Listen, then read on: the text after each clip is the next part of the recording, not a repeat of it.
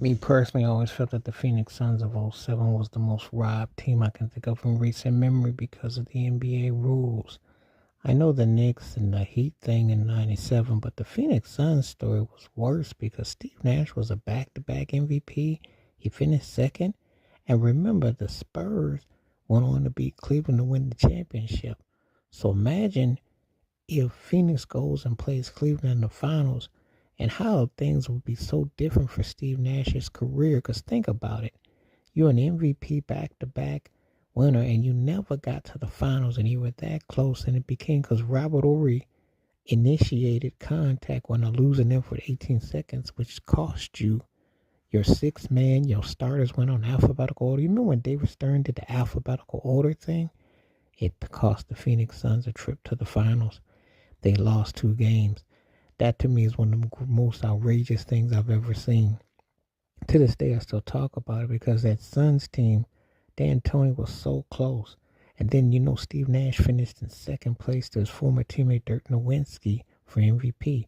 Imagine if he almost was a 3-time straight league MVP, and that reputation of because they jumped the bench, they couldn't play.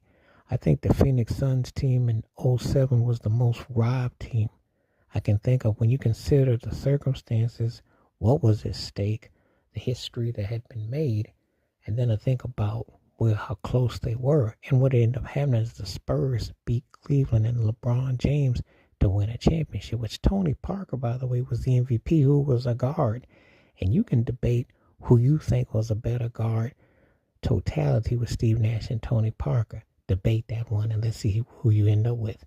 But I thought about how the Suns got dealt an unfair hand, alphabetical order by David Stern. To me, that's the most outrageous ending to a playoff series because it cost them 2 straight games. It was just like, you got to be kidding.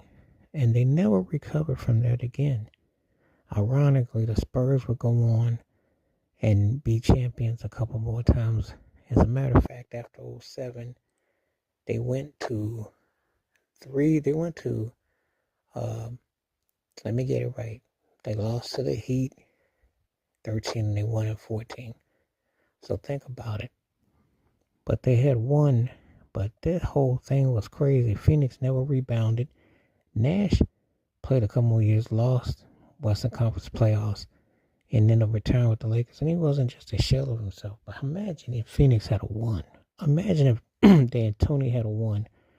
And we'll never know what that 2007 situation would have been like.